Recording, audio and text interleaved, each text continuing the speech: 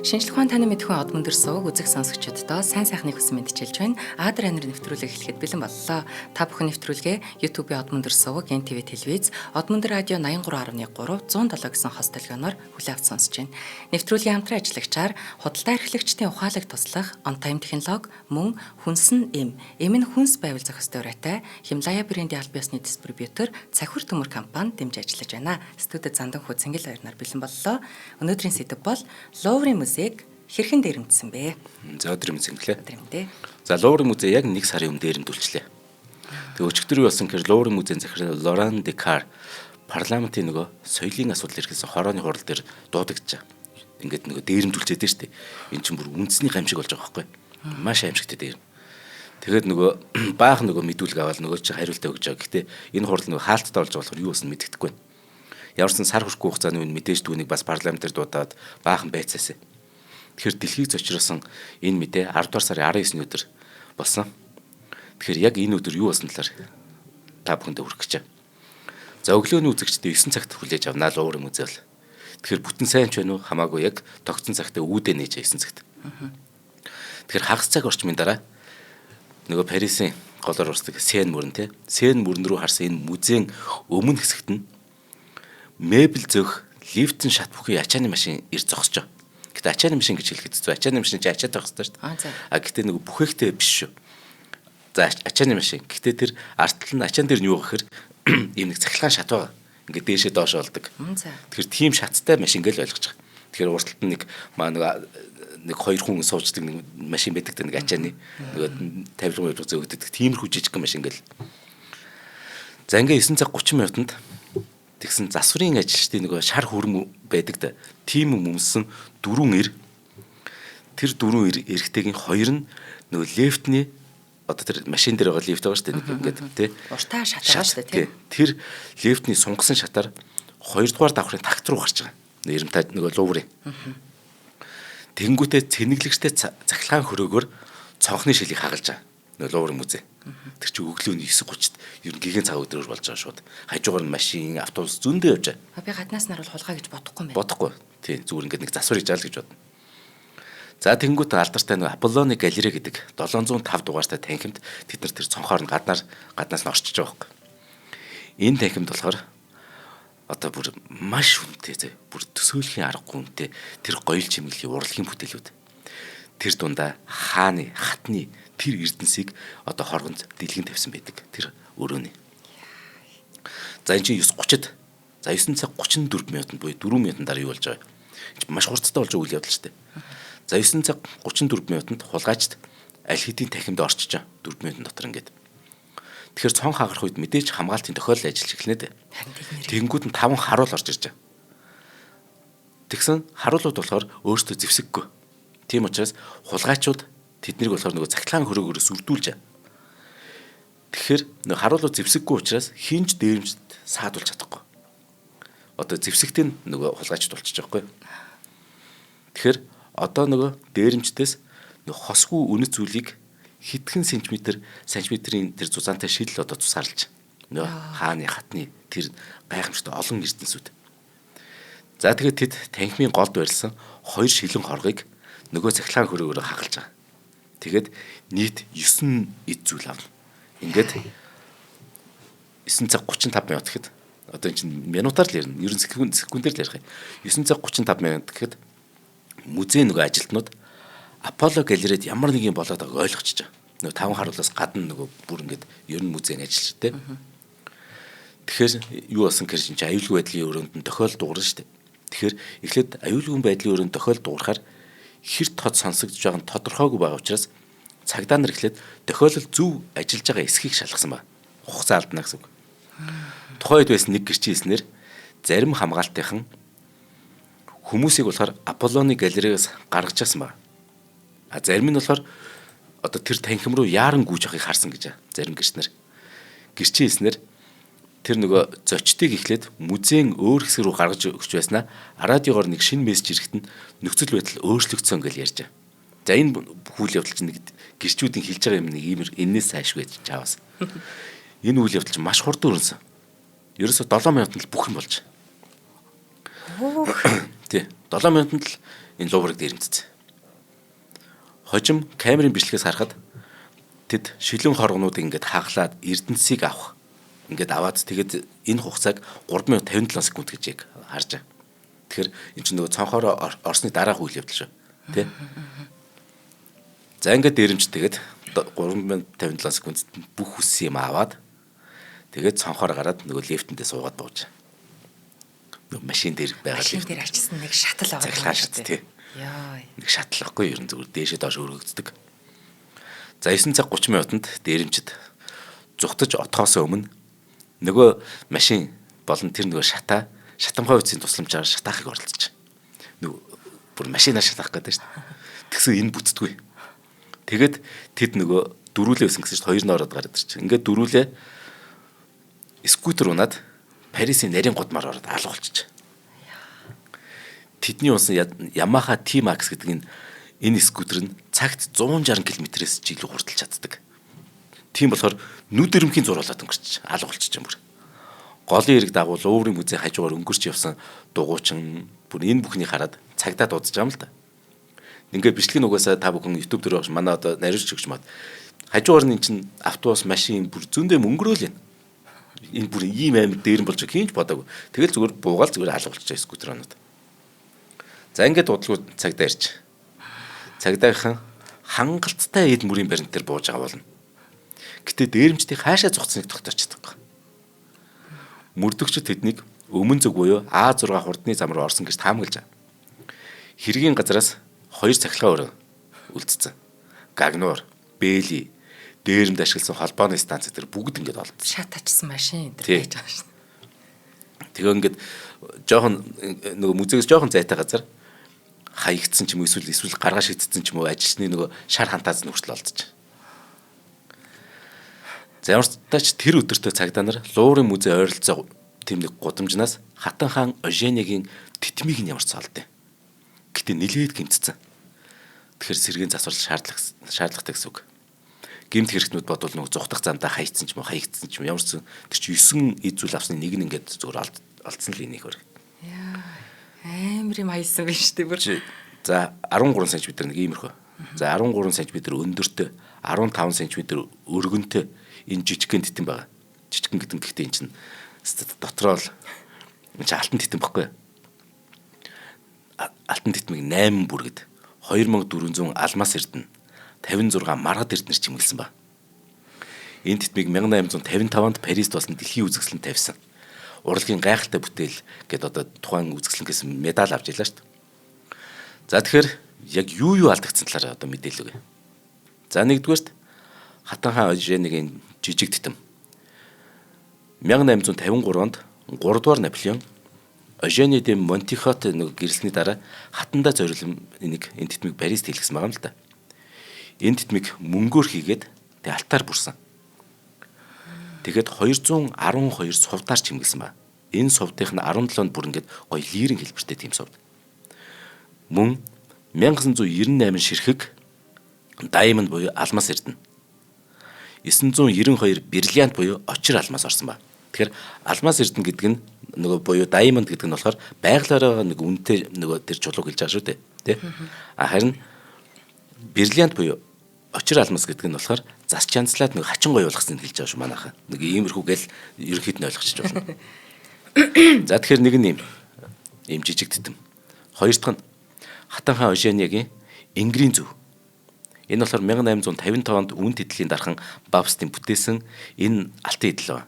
Энэ алтан идлийг 92 нөгөө алмаз эрдэнэр буюу Diamond-аар те чимгэлсэн. Үүнд 14 дугаар нөгөө Луи хааны хантаасны 2 зүйлтийг хүртэл оруулсан байт. За 3 дахь нь Хатан хаан Оженигийн Ингрийн чимэглэл. Энэ бүр тансаг гэд дэнцсэн. Эрвэхий хэлбэртэй 2 урт унжлага бүхий Ингрийн чимэглэл. 2438 алмаз эрдэнэтэй. 196 сарнаа хэлбэрийн өнгөлгөөтэй чулуугаар ингэж чимгэлсэн. Үүнийг 1855 онд үн тэтгэлийн дархан Крамер 4000 гаруй алмаз эрдэнэр чимгэлсэн энэ бүс хийсэн байгаа болно. Энэ бүсийг Хатан хаан 2 удаа зүүсэн амьдралдаа. Эхний удаад нь 55 оны 8 дугаар сарын 25-нд Версалийн ордонд Английн Их Британи Британий хатан Викторийг айшлын хүндэтгэлийн хүлээ авалт дээр нэг зүүсэн байгаа. Жилийн дараа 56-нд хүүгийнхаа усан баталгаа хүртэх ёслолын үеэр зүүсэн ба. За ингэж хаад одоо яг харагдж байгаа. 14 жилийн дараа 1864 оны орчимд Ингрийн чимэглэл болгоно ингээд дахиад янзлуулсан энэ.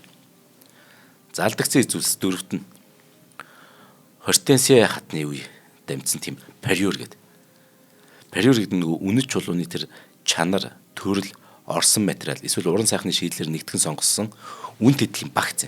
Тэр энд нөгөө хит юм байгуулахаар нөгөө алдагдсан 9 зүйлийн яг энэ дөрөвдөг нь эн чинь нөгөө дотроо хит болохоор энэ чинь орчиж нөгөө үн тэтгэлийн багц байхгүй.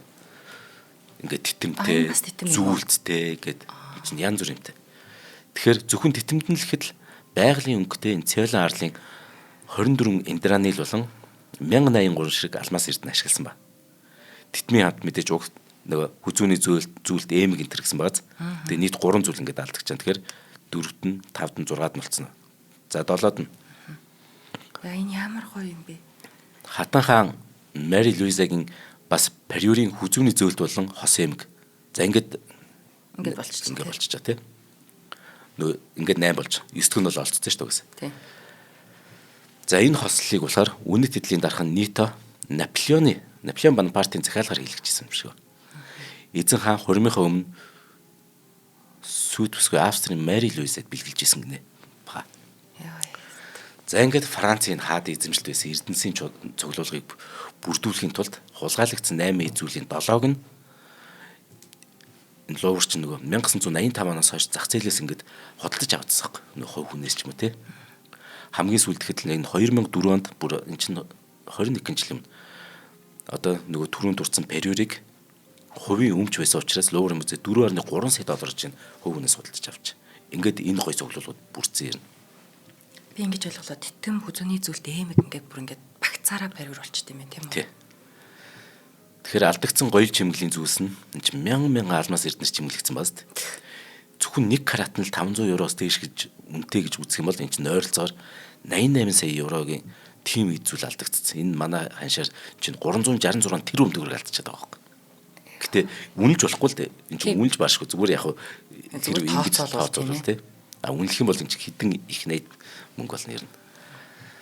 Хамгийн гайхалтай нь дээрэмчэд цуглуулгын нөгөө энэ танхимд байсан бусад үн тэтгэл түрээгүй. Бас хүндэтгэлтэй. Хүндэтгэлтэй биш энэ тэгэхээр цагаан юм л уу? Үгүй. Зоригтой гэсэн үг. Тэгэхээр хэрв үн тэтгэлд хүрсэн бол энэ танхим чинь хамгийн алдартай нь засаг баригч гэдэг бүр алмаас эрдэнэ байгаа болно. Энэ болохоор 140 карат ийм чулуу байхгүй. Яасан гэр Орлеаны Филиппес ахуулаад 15 дугаар Луи хаан, хатан хаан нөгөө Мари Антуанет, Наполеон Бонапарт гэдэг энэ эрхмүүд зүүн хэрглэж байсан ийм уул нь бүр алдартай эдэл. Энэ эрдэнэ 1887 оноос хойш Лувр музейд хадгалагдж байгаа. Тэгэхээр энэ тухай түүхч Винсент Милен үүнийг ингэж тайлбарласан ба. Тэд хулгайчуд гэсэн үг. Тэд засаг баригчиг ийм том алмаас эрднийг угаасаа авахгүй. Учир нь тэд энэ хитрхи том энэ нөгөө эрдэнэ чинь те хитрхи алдартай болохоор угаасаа зарах боломжгүй гэдэг. Тийм учраас аваагүй гэж зүгээр түүхч хэлсэн байлээ. Магадгүй энэ нэртэй юм чинь. За ямар ч сан тухайн өдөртөө Луврын музей хаагдчих. 3 хоногийн турш хаагдчих. Энэ хулгай болчих юм чинь. Тэгээ 3 хоногийн дараас ажиллаж эхэлсэн ч гэсэн нөгөө энэ нэг алдартай Аполлоны галерей болохоор одоо хүртэл хаалттай хэвээрээ байгаа мэдээж. Яг тэгэхээр энэ хооронд үлдсэн нэг хэдэн үзмөрүүд байгаа шүү дээ. Аполлон галерейгаас бүгдийг нь гаргаад яг 500 м-ийн зайд орших Францын банкны төв байрных нэг сейфэнд нь шилжүүлсэн. Одоо ингээд юм ээж утгагүй байхад алдчихгүй гэдэг ямар ч сан хадгалсан байна. Энэ сейф нь болохоор банкны тэр гоёмсог байрны нэг давхрын доор 26 м-ийн гүнд байд. Газараас. Энэ сейфэнд Францын алтны нөөцийн 90% нь байдаг гэж байна. Тэгээд зөвхөн алдчих биш. Леонардо да Винчигийн гар бичвэр ч юм уу те ийм үндэс зүйлүүд байдаг байхгүй. Ястаа үнэлж баршгүй зүйлүүд байгаа юм байна. Үндэсний хэмжээний үндэс зүйлсийг хадгалдаг. За тэгэхээр Лувр дахь энэ хааны эрдэнсийг дэлгэсэн энэ Аполло галерей гэж яг юу вэ гэдгийг ярив. 14 дугаар Луи хаан хүлээ авалтын танхим болгоно гэж төлөвлөсөн энэ галерейг болохоор 1661 онд энэ ч одоо бас те хэд 360 жил юм те. Архитектор Луи Лево, зураач Шарл Лебрун нарын удирдлагаар барьсан юм байна л да. Версалийн алдарт нөгөө Толин танхимын загвар болсон энэ танхимын чимэглэл бараг 200 жилийн хугацаанд Францын олон арга уран бүтээлчд хувь нэмрээ оруулах саргад өнөөгийн төрхөө болсон байна. 200 жил. Анхны нөгөө Луврын ордон чинь одооноос арай өөр байгаа шүү дээ. Анхны Луврын ордноос цөөхөн нөгөө одоо хүртэл үлдсэн цөөхөн өрөөний л нэг юм байна. Тэгээд 1887 оноос хойш энэ хаан тусад дамжин ирсэн титэм эрдэнийн цуглуулгын яг түүхэн төвн байсаар ирсэн байна. Тэгэхээр энэ чинь Луврын зочид. Одоо Лувр тэм анх үзчихсэн зөндөө хүмүүс байна. Хамгийн гайхшруулдаг зүйл нь ийм үнэтэй эрдэнсийг яг музейн яг голд нь зочдод ингээд зүгээр хүн болгонд харагдах нээлттэй шилэн хоргод хадгалагдсан хүмүүс гайхдаг ус. Нэг сонь амар үнэтэй мөртэй тэр ингээд зүгээр байждаг. Жишээ нь Лондонгийн цамхагт Британий хааны титмиг зөвхөн уртдаг замаас л харж болдог. Ингээд зогсож мосч харж болохгүй шүү дээ. Юм танхим тавих юм биш үү те? Үзмрийн хоргоны хажууд саатах боломжгүй байхгүй. Эрэмтаач ч юм уу ийм үнэт эрдэнсийг үзэхийн тулд тусад нь эрдэнсийн сангаар заавал аялдаг ч юм уу те. Тэгэхэд эн чинь болохоор яг музейн голд бүх зочдод нээлттэй байт. Гэхдээ тэр цонхон ч гэсэн тийм том тэгсэн мөртлөө ямар ч хамгаалалтын төмөр байхгүй сони юм бэ. Аполло галерей нь болохоор 2020 онд уулын сэргээн засварсан. Тэгж байгаа дахид нэгц. Сэргээн засварлалтаар энэ нөгөө титэм энэ олон эрдэнсийн аюулгүй байдлыг сайжруулсан гэдэг байхгүй юу? Уулна. Тухайд галерейн тэр орон зай дууссан гоёмсог тэр алтадмал ширээнүүдийн оронд 3 шилэн хорго суйрлуулсан. Үүнийг нөгөө сайжруулсан гэж хэлээд. Тэр үедээ муухайч гисэн. Энэ чинь нөгөө урдан чих гоё юм чинь алтмал ширээн дэр тий гачин гоё ингээд энэ үзмөрүүд байдаг ус бол зүгээр шилэн хорго суйрлуулсан. Гэхдээ яг урдынхаас муу харагч үнэн гэхдээ ямар ч аюулгүй болсон гэж эдгээр ч өнгөрөөдсөн байхгүй болно. 20-онд 5 жил юм. Тэр шилэн хаашаа хагардгүй шил байсан юм. Сая хагалцсан л шүү дээ 3 минут 50 өрөөлдөө. За ингээд энэ дээрмийн тухай мэдээг Францын соёлын сайд Рашида Дати анх яг өөрийнхөө цахим хаягаар ингээд нийтлээ дэлхийн нийтээр шуугилж. Сайд мэдээж энэ дээрмийн гамшиг энэ чинь бас хэдхэн жилийн Парисын дээрхийн сүм гэж бид нэр хэлдэг те. Одоо тэр цогчин дугуйн чинь шатчихлаа шүү дээ. Яг тэр гал гарсан үеийнхтэй харьцуулж их гамшиг л гэж зөвөр нийтэлсэн ба цахим хаяг дээр. За ингээл үүний араас ус төрчид тоолн нийтийн төлөөллүүд, одууд, инфлюенсерүүд, ингир гэдэг бүгд л бичиж эхэлж. Францын ерөнхийлөгч Эммануэль Макрон үүнийг захимсуулжэндээ. Луврын музейн дээрэн бол бидний нандинан хайрладаг түүхэн энэ түүхэн өвд халтсан явдал. Бид эрдэнсийг эргүүлэн заавал олж авч энэ гэмт хэрэгтнүүдийг шүүгдэх болно энэ гэл их сүртэй бичилэл. Гэтэ Францын ерөнхийлөгч өөрөө энэ оны эхэнд буюу 1-р сарын 25-нд Луврын музейг сэргээн засварлах шинжлэх тухай шин сэргэн мандал гэдэг төслийг Моно Лизагийн хүргийн өмнө зогсон сүртэй наргуу танилцуулжсэн юм шүү дээ. Энэ нэг сард. Шин сэргэн мандал төсөл нь Луврын музей захирал Лорен Текарын соёлын амд илгээсэн гомдлын хариу мэт тийм мэдээлэл. Яасан гэхээр Луврын музейн захирал өөрөө гомдлсон цагт угаасаа бичсэн байхгүй юу? Ерөнхийлөгчд. Тэр нь 2025 оны 1 сард хэвлэлийнхний гарт ороод ил болсон. Энэ загталд захирал юу гэсэн гэхээр өдөртөө 30 мянган хүүцдэг энэ Луврын музей ностой асуудлуудаа тулгараад байна. Дэд бүтцэн нураад байна. Музейн барилга өрөвдмөр байна. Энд угаасаа хэцүү эртэй гэж хахад Макрон тэнгүүд яасан гэхээр Моно Лизагийн яг өмнө зогсож байгаа л хэвээр одоо шинжилэн хэвээр гээд тэгэд гол нь 10 сарын дараа тэгэд нөгөөх нь үр дүн байхгүй ингээд хулгаад алдангууд энд нэг гачин зөрчил үүсэж байгаа хэвээр. Ерөнхийлөгч Макрон бүр Моно Лизаг тусад нь ингээд зөвхөн яг Моно Лиза үздэг тусдаа танхимтай болгоно. Жуулчд ордог бүр өөр ингээд хаалга нэ ингээд аврах шинжилтийн төслөд танилцуулж байгаа бол. Төслийн нийт өртөг нь хэдэн зуун сая евро болно. Гэхдээ энэ нэг бол татвар төлөгчдөөс нэг ч центийн зардал гаргахгүй. Энэ ажлыг зөвхөн бид тасалбарын тэр борлуулалтаар мөн хандвар Луврын музей нөгөө Абу Дабигийн нөгөө салбартай төрөлсөн тэр орлогоор санхүүжүүлэх болно гэл. Хэвээ сайхан том дуурч ийсэн даа гэх юм. 5 жил үргэлжлэх төслийн дараа 2031 он гэхэд Луврын музей шинэ байдлаар үүд хаалгаа нээн. Харин 2026 оны 1 сараас Европын холбоонд багтаагүй улсууд тэдгээр улсуудын иргэдэд тасалбарын үнийг нь өсгөж зарна. Европын холбооны улсууд харин арай хямдхан орно гэдэг. Энэ нөгөө дээр нь болохоос өмнө яасан. Харин энэ дээрмээс болж дэлхийн нийт бүр цочирдмор нэг мэдээ авсан. Үнэхээр Луврын музей үнэхээр шал дампуу байсан бэл. Маш сул талтай байсан. Тэгэхээр Луврын музей бүх сул талууд нь олон нийтэд бүр дараа ил болоод. За хамтран ажиллаж танилцуулаад би бүр гачи юм ярина. Харин бүр өстө. Ихгүй бүр нэг стресс төрөл явуулчлаа. За нэвтрүүлгийн хамтран ажиллагчаар хүнс нь эм нь хүнс байвал зохиос төврөтэй Химлая брендийн албан ёсны дистрибьютор Цахиур төмөр компанид хэмжиж ажиллаж байна. За Цистон. За танд шээх үед хорсоод за эсвэл одоо ойр ойрхон шээгээд эсвэл ингээд дахиад шээсний дараа ч гэсэн шээх дахиад шээмэрч юм шиг үлдсэн юм шиг санагдаад байгаа тийм зовир байгаад байгаа бол энэ ерөөсөө шээсний замын халдвар буюу циститийн шинж тэмдэг байж болцсошгүй юм а та энийг ерөөсөө анхаарахгүй орхиж болохгүй шүү. Дэлхийд даяараа жил болгон 400 сая орчим хүн шээсний замын халдвараар өвчлөлдөг гэсэн юм судалгаа байдаг. Тэгэхээр энэ бол ерөөсөө тоохгүй орхиж болохгүй. Луврын музей шиг тоохгүй орхиж болохгүй юм байна. Хэрвээ үнэт эрдэнэ буюу эрүүл мэндийн алдаа шүү дээ. Бүх юм алдах нь шүү дээ. Хэрвээ цаг тухайд нэмжлэхгүй бол ерөөсөө халдвар даамжраад бүрийг гэмтэх хэрсэлтэй юм шүү. За Химлая брэнд 100% ургамлын гаралтай Цистон эмнэ бөөр шээсний замын халдварыг дарангуйлаад дахилтаас сэргийлнэ. Бөөрийн чулуу үс гэрслийг бууруулна. Удаан хугацаанд хэрэглэхэд аюулгүй. Үр дүнд клиникээр батлагдсан ийм бүтээгдэхүүн байгаа. Тэгэхээр явж бид нар бас ургамлын гаралтай бүтээгдэхүүнийг хэрэглэнэ гэдэг бол одоо маш хамгийн эрүүл сонголттой аюу найдвартай сэтгэлд ч амар байдаг юм да ер нь.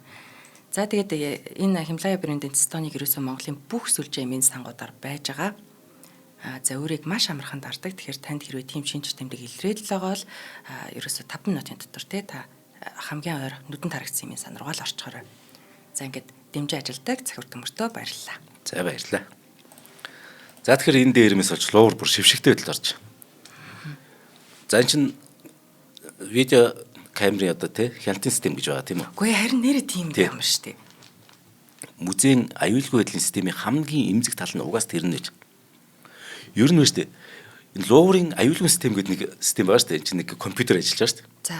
Тэр нь та нар итгэхгүй дээ. 2003 оны Windows-ийн үйлдвэрлэлийн системтэй.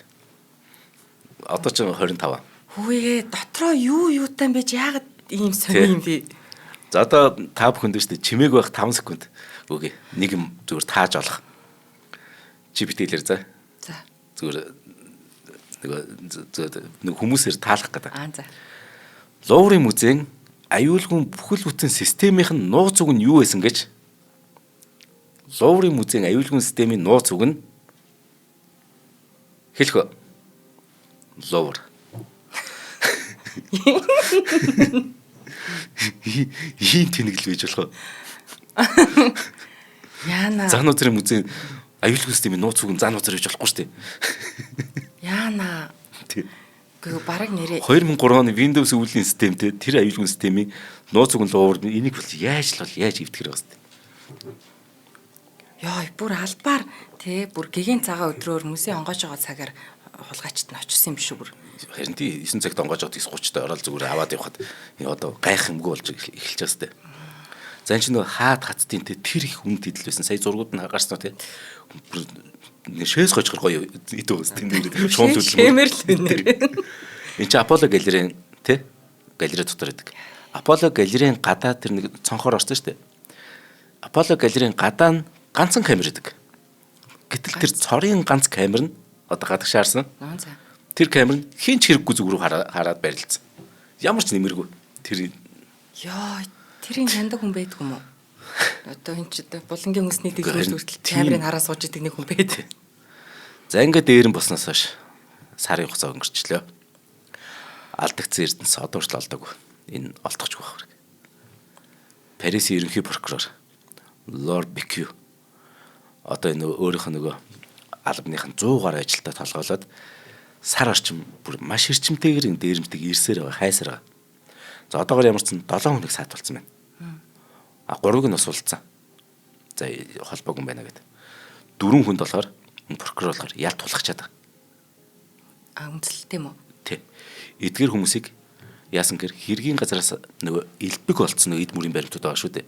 Тэр дотор ч одоо нэг жоохон үсмэс байхад л энэ чинь эд баримт болчихно. Яг л одоо чинь ДНХ-гээр нөгөө олох тий. Тэр нөгөө арга чинь бүр супер болчихсон. Энэ луураас өөр бус тийм хөгжсөн шүү дээ. Тэгсэн чинь тэр нөгөө одоо ялт тулгаад байгаа дөрвөн хүнд нөгөө тэр Аполло галереас олцсон ДНХ-г нөгөө янз бүрийн эд мөрийн баримтаа таарад.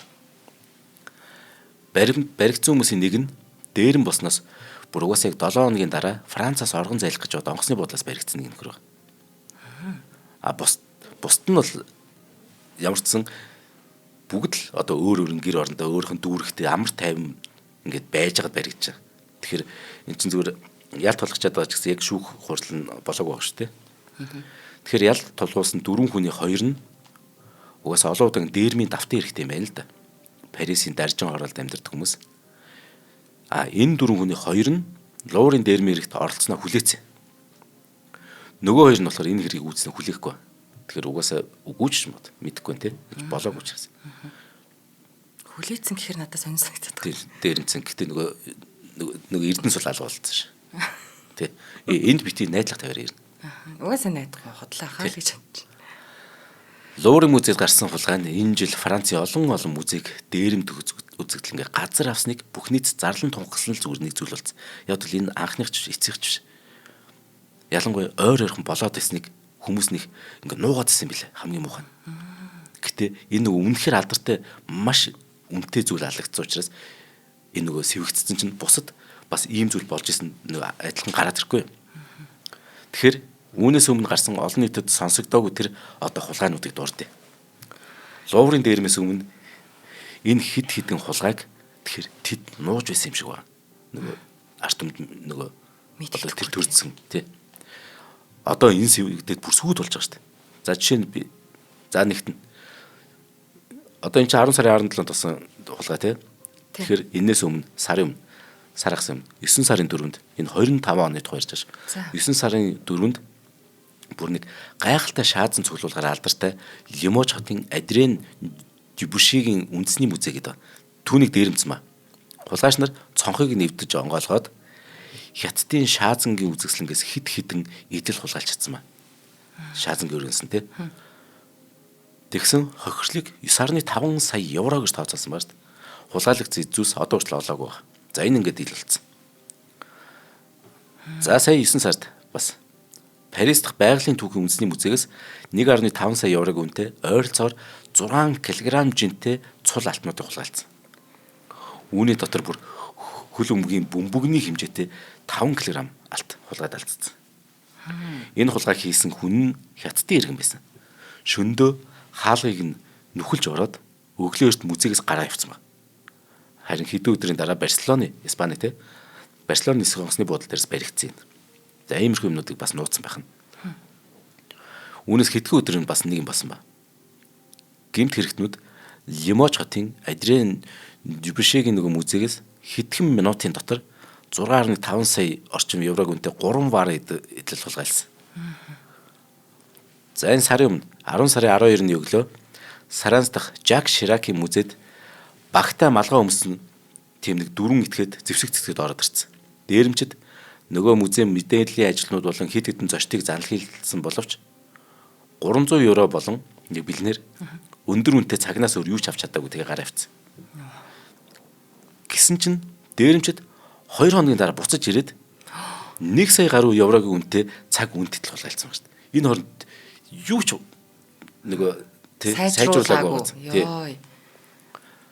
Философч Дидрогийн байшин музейг дээрэмцэн явдал мөн Луурын музейд хийсэн дайралт нь ховор үнэт үзмөрүүдийг хадгалдаг Францын музейнуудыг сүүлийн саруудад ингээд 3 дахь удаа дээр баг 3-аас ч их байж магад дээрэмж ийм явдал болчиход байгаа байхгүй. Тэгэхээр иймэрхүү хулгайнууд гарсны дараа Луурын музейн дээрэм гарсан нь олон нийтийг цочролд оруулаад байж байтал яасан гэхээр энэ чинь 10 сарын 17-нд Луурыг дээрэмчээд байгаа шүү дээ. 19-нд нөө 19-нд тэгэхэд хэдхэн цагийн дараа буюу 10 дугаар сарын 20-ны шөнө үл мэдэгдэх хүмүүс Лангер дахь Дэни Дидрогийн боловсролын ордон доторх музейг бас дээрэмчиж байгаа. 19-нд шуугж хахад маргааш нь ахаад нэг музейд дээрэмжүүлж байгаа байхгүй. Гэмт хэрэгтнүүд шүн музейг хаагдахын хүртэл хүлээж аваад тэгээд үүдний зөв хаалгыг нэвтэл ороод дээрэмжсэн. Хулгайчд үзэсгэлэнгийн шилэн хоргыг эвдээд алт мөнгөн зооснууд ингээ хулгайлаад аваа гарцсан. Эдгээр нь бүгд 18-аас 19 дэх зууны үеийн зооснууд. 2011 онд философч Дидрогийн түүхэн байшин ингээд засварлаж исэн чинь тэр үеэр барилгын ажилчид энэ нөгөө юунаас нь олцсохгүй байшингаас нь олцсон тийм гоё эртний зооснууд тахгүй. Нийтдээ 1633 мөнгөн зоос, 319 алтан зоос буюу бараг 2000 зоосыг аваад арилсан. Мөрдөн байцаагч дээрмийг нарийн төлөвсөн гэж үзэж байгаа. Ингээ музейг түрх хугацаанд таацсан. Утгагүй газ. Ингээд 19-нд Луврыг дээрэмчээд байгаа. Тэгээд бүх музей хамгаалалтаа сайжруулмаар юм. Харин аймаар юм. Ийм дампуу байна. Энэ харамч хүн 3 төлтөгийн илүүлгэр болоод байна. За ийхүү ингээд Францын музейн хулгай шил даран гарна гэж л юм л баг та. Яг нь. 20-р зуунд бол хамгийн их шуугаас нь бол Моно Лизагийн хулгай шүү дээ. Надад цаг гарвал би тэрийг ярина гэсэн. Урд нь ярьжсэн дахиад ярьж. За өнөөдрийн хувьд хүмүүсийн хамгийн их зовоож байгаа асуудал бол Хатан хааны энэ эрдэнсийг энэ олох хэсэг энэ асуудал юм. Ийм том хэмжээний хулгай ихэнхдээ захиалгах байдаг. Ер нь захиалагчтай байдаг. Тэгэхээр одоо энэ нөгөө хулгайчуд баригдсан ч гэсэн ял авсан ч гэсэн цаана одоо ар гэрч ингэн одоо тэг хүүхдийн чинь ингээд бид нар харж үзнэ гэж ч юм уу ингээд нөгөө ийм захиалагчтай байдаг байхгүй. Тэр өөртөө ялаа адилж миний гэрэл одоо ядуул амьдрахгүй болоо гэд ядуу хүмүүсийг их оролцуулдаг юм шүү дээ. Бүх үр дүнгээ тооцоолсон хүмүүс байх юм байна те. Урлагийн хулгайн зах зээл бидний ой тонд багтахгүй маш өргөн цар хүрээтэй ирнэ. Асар хэмжээний мөнгө эргэлж идэг юм бохир салбар. Хэдийгээр Хатан хааны эрдэнэс бүтнээрээ болон хэсэгчлэн олдох найдвар бага байгаа ч гэсэн өдөр ирсэн гол нь энэ боломж улам багасаад байгаа гэсэн үг. Олон хулгай ер нь шууд яг захиалгаар л хийгддэг. Эдгээр тохиолдолд дээрэмчид тодорхой яг зүйлийг авахар ирдэг. За энэ энийг аавна. Гэт угаасаа тэр чинь нөгөө ядуу дээрс нь тэр хэрээр мэдлэг бас их муу байгаа шүү дээ. Тэгэхээр яг энэ цонхоор орохоор нэг 3 одоо тийм ийм нэг шилэн хоргоо тэрний голд нь байгаа гэж юм. За энийг л авъя шүү гэдэг ч юм. Яг тэгээд тийм учраас яг тодорхой зорилгоор л юу байна. Ингээд захиалсан хүнд нь хүргэж өгнө гэж амлаж байгаа шүү дээ. Энэ хулгай ихт. Энэ харин хүн бол цуглуулгад маш их тунцсан баян цуглуулгач байх магадлал өндөр байдаг тийм. Ийм тохиолдолд тэр хүн хизээч эд үлгийн зүйлээ хинч үзүүлж чадахгүй. Эсвэл хинч ярьж чадахгүй гэд тэрийгэж хүлэмжшэрсэн байна. Нэгэн зах зээл дээр зарч чадахгүй болсон тохиолдолд яах вэ гэхээр хамгийн харамсалтай нь эвдэж хэмхлээд танигдахгүй болгоод зарах боломж бас байна. Зөвхөн одоо каратаар юм ч юм уу тий. Тэрийг салгачаар одоо яг энэ бүтэн байгаа шиг хизээч үнцэнтэй байхгүй л дээ үг. Хитрхийн үнэтэй бүтээлүүд болохоор ингэж зарахад тодорхой мэдээж тэр хүн чинь зүгээр үнэгүй болж авсан юм чинь дээрмэр ашиг гарах нь тодорхой. Харин түүхийн бас урлагийн үнэт бүтээл харин үүр дуу тий алга болно гэдэг л хамгийн харамсмаар. Хамгийн амар тэр. За тэгэхээр бизнесийн тагнуул аюулгүй байдлын зөвлөгөө өгөх чиглэлээр мэргэжсэн Израилийн CGI гэдэг групп бизнесийн тагнуул аюулгүй байдлын зөвлөгөө өгөх чиглэлээр мэргэжсэн юм компани групп CGI. Тэр компани тэргүүн Цвика Наве гэдэг. Энэ яасан гэхээр Луврын музейн хулгайч нар хулгайсан үнэт хэтлэлээ Darknet-ээр хэдэн 10 сая евроор зарахыг завцсан гэж бол нөгөө мэдсэн ба. Darknet чинь нөгөө нэг тан болж үтгэхгүй зүйл явагддаг гэдгээ Darknet маш алдартай шүү дээ. Тэгсэн CGI гэдэг энэ групп компани шүү дээ. Дээрэн босноос хойш 5 хоногийн дараа 24 цагийн дотор хилцээр хийхийг санал болгосон тийм шифрлэгдсэн мессеж хүлээж авсан байна. Тэгэхээр одоо энэ үн тэтлийг 24 цагийн дотор л хилцээр юм. За ингээд хэдэн сая доллар өгвөл буцаагаад өглөө гэсэн юм байна. Энийг шифрлээд энэ мэдээлэл илгээсэн. Тэгэхээр нь CGI-ийн энэ нөгөө төлөөлөгчд гэрэмт хэрэгтнүүд ингээд харилцаж эхэлсэн байна. За тэгээ окей. За бити алгуулчаар за бид нарыг худалдаж авна одоо хэдэн 10 сая доллар гэдэг те. Ямар ч байсан тэгээд ингээд нөгөө асуух лавлах юм зөндөө гарна штэ. Тэр яг жинхэнэ тэр нөгөө үн тэтлүүд байна уугүй гэд. Тэгээ маш их олон юм асуусны эцэст ямар ч байсан үн тэтлийг тэд үнэхээр эзэмшиж байгаа нь тодорхой болсон. Энэ харилцаатай хүмүүс нь. Энэ тухай нөгөө энэ компани тэргүүн нөгөө Цвика Наве те ингэж мэдгдсэн ба. Энэ мэдээллийг бид нар Луврын музейд дамжуулсан. Тэгсэн чинь музей яасан гэхээр бидний энэ нөгөө мессежэнд 6 хоногийн турш хариу өгөө гэдэг. Юу гэсэн үг юм бэ? Шанал зовж байгаа юмтан тэнд байна уу ер нь? Тэгэд энээс болоод ингэсэн гинэ. Наве цаашаа үргэлжлүүлж ингэж мэдгдсэн ба. Бид хулгайчуудын итгэлийг алдсан. Ингээд луур эрдэнэсээ буцаа авах ямар ч боломжгүй болсон гэдэг. Яа эсвэл луур хулгайчин ч итгэлийг алдахгүй чадахгүй шүү дээ. Дайны жавар дажин гिचэр хэдхэн хоног өмнө луурын хамгаалтын ажилтнууд дахиад нэг шүүмжлэлт өрсөн ба. Яасан гэхээр би энэ мэдээлэл яг энэ өгжөө мэдээлэлд би ихтэй сайн итгэхгүй байх шүү. Яг тэгвэл бүр нөгөө дайны жавар дажин гэдэг шиг нөгөө бас хит их шуугаан донд бас ингээд нөгөө үнэн худал мэддэггүй хачаач мэдээ явах юм л та. Гэтэ ямар ч зэн ингээд нэг бодиттой байж магадгүй ч юм шиг байна. Би ихтэй 100% итгэхгүй байгаа л хэлж байгаа. Бэлэг улсын Нийл Сенэ гэдэг хоёр хос байгаа байхгүй. Хос хоёр. Өөрсдийн зургийг хос хоёрын зүгээр хосууд өөрсдийн ингээд зүгээр зургийг ингээд за хоёулаа нэг өөрсдийнхөө нэг фото зурагч уран зурагч нэг юм өөрсдийг ингээд зурцсан гэж бодъё зүгээр. Өөрсдийнхөө зургийг музейд нууцаар оруулж чадсан ба. Луурын музейд. Тэнгүүтээ Моно Лиза зургийн хажууд өлгцөн ба. Тэнгүүтээ селфи хийчихгүй.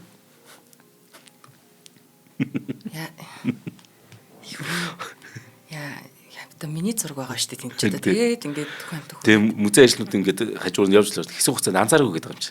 Хэсэг хугацаа л да тэр нэг хэдэн өдөр бишлээ хэдэн минут ч юм те. Юу гэсэн үг. Гэтэ утас гаргаж ирээ зураг тавиад зургийг авна гэдэг ч юм бас амар хяналт байгааг нь шинж штэ. Тэгээ ч нэг юу ч болгох те. Яг за хуулиар ер нь луурлуу урлагийн бүтээл ч юм уу эсвэл эртний эдэл оруулах мэдээж хат хоёрглээ штэ.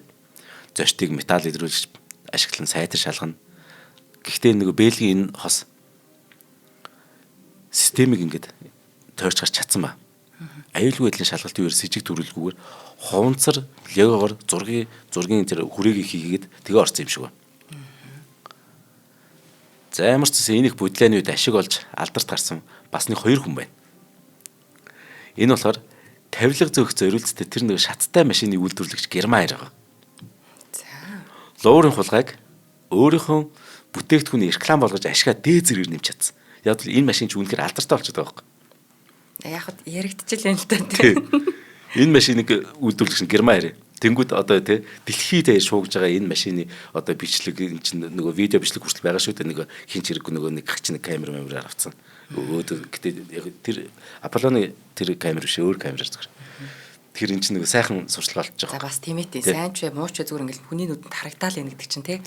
А дараах нь нэг 15 та хөвгүүн ба. Энэ болохоор гэрэл зурагчдын дуранд өөрийн тэр нэг гоё дүр төрхөөр тодрон орцсон. Хитгэн цагийн дотор цахим ертөнцийн од болсон энэ хүү. Түүнийг Петра гэдэг. Энэ 15 настай хүү өвөөгийн хамт луурын музей үзэхээр очсон юм байна л да. Тэгтэн яг цагдаа нар ирсэн юм байна. Нөгөө бөө юм болоод. Тэгсэн Петра яасан гэхээр зүгээр манай одоо найруулж өгөх. Зүгээр сонсож байгаа юм байвал 15 хүү өөр болохоор гоё нэг бүрх малаатай. Нэг гоё хосол өмссөн. Нэгэн бодол ингээд тэр нэг мөрдөгч юм шиг, нэг бодлын мафи эзэн юм шиг, захиалагч юм шиг. Яг тэгж харагдаж байна. Амар гоё донжтой. Тийм байна. Петра хүү болохоор өөрөө угаасаа ийм хэм маягт их дуртай юм байна л да. Тэгээд яг амралтын өдрүүдээр ингэж хувцалж гадуур явах дуртай юм байна. Тэгээ яг энэ өдөр тэгээд энэ нэг гоё имижээрээ од болцсон. Яг зураг авалж харагдчих шүү дээ. Тийм. Эхлээд аяг хараад иж байгаа юм байна тий. 15 настай хүүгээд. За ямар ч байсан нэг иймэрхүү юм болж байна. За тэгэхээр хамтран ажиллаж танилцуулаад би та бүхэнд Моно Лиза яг ингэж хулгайлагдаад олдж исэн тэр түүхийг товчхон ярьж байгаа. За нэвтрүүлгийн хамтран ажиллагчаар худалдаа эрхлэгчдийн ухаалаг туслах OnTime технологи дэмжиж ажиллаж байгаа. Тэгэхээр OnTime технологи гэж юу гэлж байгаа гэхээр хүнсний дэлгүүр худалдаа эрхлэгчдэд зориулсан юм кассийн програм, кассийн тоног төхөөрөмж, за мөн М-банктай хамтран шимтгэл багтаа банкны карт уншин, за эргэлтийн хөрөнгийн зээлийг онлайнаар олгох. За бүр ийм олон даваа талтай үйлчлэл яваад байгаа маа. Тэгэхээр манай нөгөө жижиг дунд одоо тий дэлгүүрүүд ажиллаулдаг ийм хүмүүс манаас анхаарал хандуулаарай. OnTime-ийн одоо маш одоо даваа талтай гол онцлог нь бол хэрэглэгчдийнхээ өдөр тутмын үйл ажиллагааг нарийн судлаад тэдний хэрэгцээнд бүрэн нийцсэн бүтээгдэхүүн үйлчилгээ санал болгодгоороо бусдаас ялгарч байгаа шүү. OnTime-ийн одоо энэ кассийн програмыг Монгол орон даяар байдаг 6-8 нэрийн хүнсний дэлгүүрүүдийн 50% нь за хоёр дэлгүүр тутмын нэгэнтээ ашиглаад байна одоогийн байдлаар.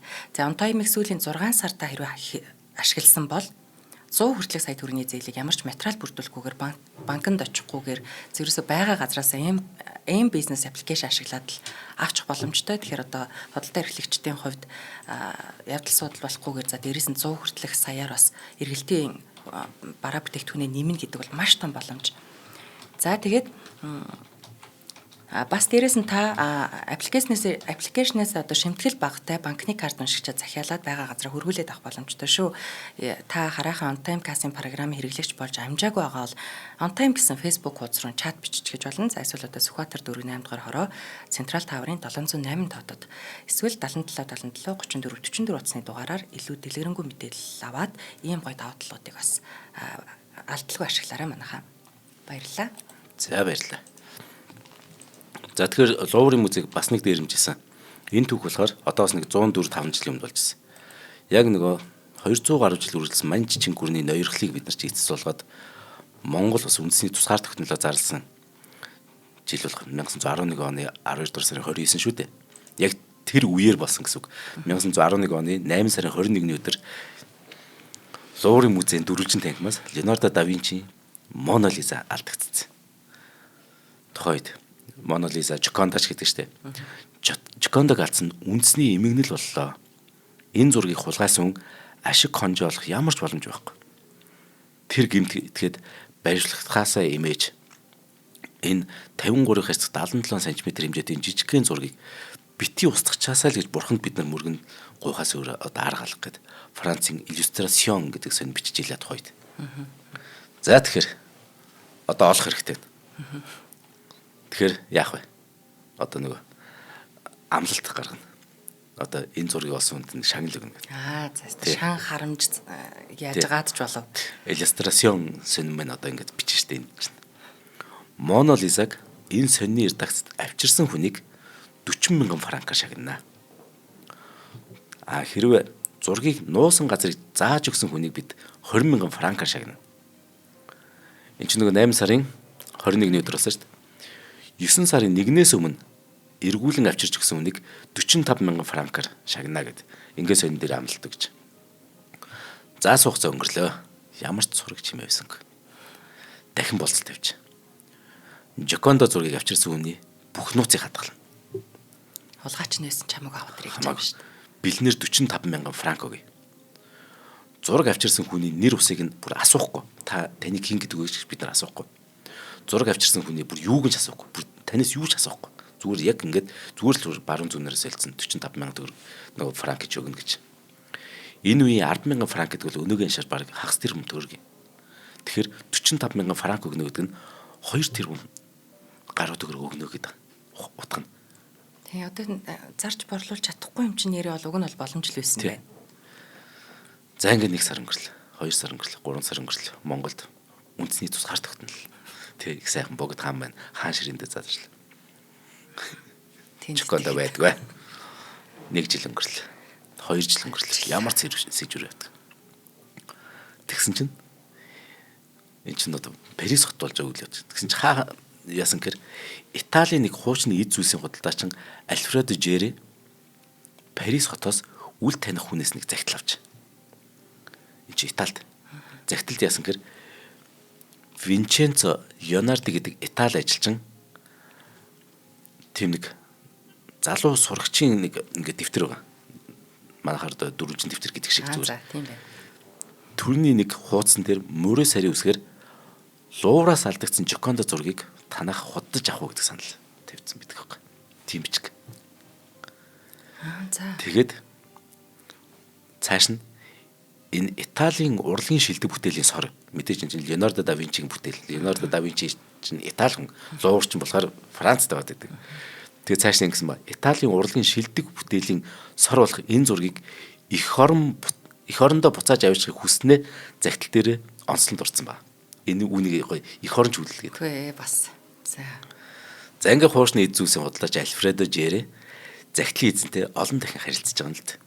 За ингээд эцэст нь Жокондо зургийг Флоренц хотод Уффицийн уран зургийн галерейд авчирсан байна. Энэ хулгайч нөхөрөө штэ бүр одоо энэ Уффицийн уран зургийн галерейд ингээд Мона Лизаг авчираад эн чинь нөгөө бүр ингээд нээлтмэл зохион болгож байгаа юм. Ингээд эндэр мэндэртэй. Нээлтэн дээр бүр энэ хулгайч үг хэлж. Яа юу юм бэ? Юу гэж хэлсэн гэж. За. Итали бас зүү ясаар эзэмших олон сайхан зураг Луврт дүүрэн байна. Тэр бүхнийг Итали иргэн би зүгээр харж твцсэнгүү. Би ариун сайхан үйлчлэгээр бүтээлээ гэд энэ төр дэрсгэлт. Энд чи өөрөө Луврт ажиллаж исэн хүн байгаад байдаг шүү дээ. Уг нь. Биш үү? Барилгын Биш. Ямар амар. За энэ Винченцо Ленардо гэдэг хуурамч нэр захиалжсэн энэ нөхрийн жинхэнэ нэр нь болохоор Винченцо Перужи гэдэг. Зураг хулгайлах үедээ 29 настай байсан. Нөгөө агуу үгээ хэлэх үгдээ 31-тэй байсан гэсэн. 2 жил хатгалцсан. Яасан гэр өглөөний 7 цагт Луурын ажилчид ордог байхгүй. 9 цагт тэр чинь нөгөө нээ тийм үү. 7 цагт Луурын ажилд ордог хаалгаар яг ажилтан шиг зүгээр ингээ яваад орц хин шалаагүй. Ингээд Моно Лиза байсан танхим хоосон хөнгүү хоосон байхаар нь ороод ханаас нь ингээ зүгээр салгаж аваад даавгаар ороод суугчлаад гараад ирсэн. Тэгэд болоо. Хулгай лаг амрах. Ингээд зүгээр амжилт болсон. Инээтэй үз. Би арайч гадны хүн ийм амархан улгаалч гэж бодсонгүй. Би энийг яг ажилтан гэж бодсон байхгүй. Тий. Одоо манай офис дээр нэг хүн зүгээр орж ирэл одоо тий одоо миний компьютер бүгдийн сайхан ингээд дүүдэн дээр чинь гоё ингээд хайрцаг мартыг авч гараад тэгээ би миний компьютер аччих гэхээр та нар мэдхгүй гээд сууж л гэсэн үг байхгүй юу? Ийм л юм болж. Хитэр хийж гэмт харьцуулчлаа яах. Тий. Ингээ Перужи 2 жилийн турш Парист байрлаж байсан ба.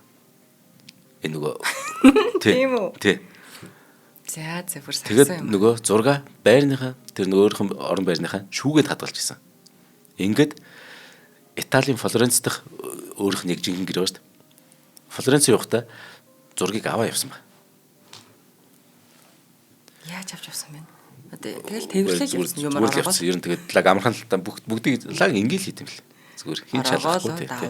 Тийм жим дамтан тэгэл хөвчдөг. За залуу хүн болооч тэр үе төвчээр нь алдагдсан юм шиг ба. Ер нь. Тэгээ загт бичсэн юм байна л да. 2 жил хадгалаад. Тэгээд Флоренцийн уран зургийн галерей эзэн болохоор энэ Моно Лиза гэмтээлэгчгүй тулд ахаад хизээч олдохгүй байх вэ гэсэнтэй цагдаадаг үнэхэр мэддэг юм бэл. Бас тий. Болгоомжилж юм. Тий. Харин ч Перужи бүр чи бол жинхэнэ их оронч гэд цаашаа магтаж бүр ингэ тий тэгжиж нөгөө холбоо ирсэн баг. Ингээд нөгөө ахин дахин. Перужи угаасаа зургийг өгснийхээ хариуд бүр шагнуулна гэдэгтээ 100% итгэлтэйсэн гэж байна шүү дээ. Харин галерей яасан бэ? Уран зургийн музей. Флоренц. Зургийг авсныхан дараа цагдаа нарт хандчих. Италийн цагдаагийн алба Перужиг нөгөө цаач нөгөө Флоренц хотын тэр одоо нэг сайхан үг мүгээ хэлсэн. Тэгээд тэр үгээ хэлсэн юм чинь бас Флоренцд ингээ гоё зочд буудлын тэр байлгаж байгаа шүү дээ. Манай нөгөө музей чинь. Тэгээ сайхан үг мүгээ хэлсэн хэвээр. Их оронч гэдэг. Тэ. Сайхан ингээд нөгөө зочд буудал ингээ сайхан хөвсөж яхад нь цагдаа орж ирээ байвшлаа тавшицсан. Ингээд Италийн шүүх Перужиг эх орныхон төлөө гэсэн сэтгэлээр хулгайсан гэдэг үндслээр 1 жил 15 хоног ял өгд. Оо тийм үү. Тий. Гэхдээ Перужи тухайн үед Италид үнэхээр эх оронч нэр зүүж байсан. Үний. Ингээд 7 сар суугаа гарсан. Оо за. Үнэхээр эх оронч хүн гэсний үндснээр. Гэхдээ яг эх оронч үүднээс хулгайсан уу гэдэг асуулт гарч иж. Эх оронч үүднээс хулгайсан гэхээр Перужигийн аавда бичсэн загтлууд нь олцсон. Эндээс арай өөр дүгнэлт төрдөг байхгүй. Яасан гэхээр 6 хулгайсныхаа дараа аавда нэг хит хитэн загт бичсэн байна. Жишээ нь 6 хулгайснаас 4 сарын дараа нэг загтал дээр аава би тун утахгүй маш баян болно. Үүнийг би нэг удаагийн ганц цохилтоор л одоо хийн гэдэг ч юм уу те. Тэнгүү жилийн дараа бас ингээд загт бичсэн ба аавд. Аава та минь уртнаас л удаан жарахыг өрөөё. Тун удахгүй танд болон гэр бүлдээ сайн сайхан амьдрал бэлэглэнэ гэдэг хүн амлаж байна гэх юм тэр.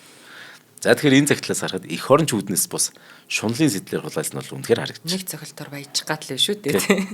За тэгэхээр дараагийн асуулт. Итали үнэхээр энэ зургийг авах хэрэгтэй үү гэдэг асуулт гарч ирнэ. Перужи болохоор энэ зургийг Наполеоны аян дайны үед Италиас дээрэмдэн авч яваад Францад авчирч Луврын музейд байрлуулсан гэж боддог гэж. Ер нь тиймэрхүү байсан нь үнэн баггүй. Гэтэл яг үүндээ Наполеоноос бараг 200 гаруй жилийн өмнө Леонардо да Винчи өөрөө энэ зургаа биечлэн Францад авчираад Францын хаан 1-р Франциск хаанд тэр үеийн ханшаар 4000 EQ-гөр худалдсан ба. Энэ одоогийн ханшаар бүр 1 сая орчим доллар. Леонардо да Винчи өөрөө Моно Лизагаа Францын хаанд 3.5 тэрбум төгрөгөөр худалдсан байхгүй. Тэгэхээр энэ Итали авах хэрэггүй. Аль бие усаараа. За тэгэхээр түрүүнээс хойш одоо хүүхд багчуу сонсч байл те. Яагаад Жоконда, яагаад Мона Лиза гэж хоёр янзаар хэлээд нэг зургийг гэхээр энэ 1500-аад оны дундуур амьдарч байсан Италийн одоо тэр нэг судлаач Жоржио Вазари гэдэг нэг алдартай судлаач хүн байдаг. Тэр хүний бичсэн намтар гэдэг зохиол яг энэ тухайд дурдсан байдаг. Леонардо да Винчи худалдаачин Франческо дель Жокондагийн захиалгаар түүний гэргийн Мона Лизагийн зургийг зурсан юм а гэдэг аахгүй. За. Тэгэхээр зургийн захиалагч нь Жоконда өвгтэй хүн. Тэ?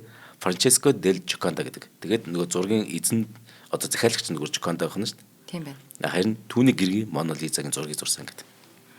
Ингээд зургийг Жоконда гэдэг захиалж яваагаар нь эсвэл Мона Лиза гэрийнх нь нэрээр нэрлэдэг. Ингээ хоёр янзаар нэрлэдэг шалтгаан юм. За л уурыг ингээд дээрм зэрэг иймэрхүү юм боллоо да. Яаж дээрэмдэхгүй байхав дээл байсан байна та хоёр. За шинжлэх ухааны танин мэдэх Одмондөр сууг үзэх сонсогчдод Адар анир нэвтрүүлгээ хүргэлээ. Та бүхэн нэвтрүүлгээ YouTube Одмондөр сууг НТV телевиз Одмондөр радио 83.3 107 гэсэн хос толгойноор хүлээ авч сонслоо. Нэвтрүүлгийн хамтран ажиллагчаар худалдаа эрхлэгчдийн ухаалаг туслах онтайн технологи за мөн хүнс нь эм нь хүнс байвал зохистой өрөөтэй Химлай брендийн аль биесний дистрибьютор Захиур төмөр компанид дэмжиж ажиллаа. Студид Зандаг хүү Цэнгэл баярлалаа. Дараагийн нэвтрүүлгээр олцъя баярлалаа. За баярлалаа Цэнгэлээ.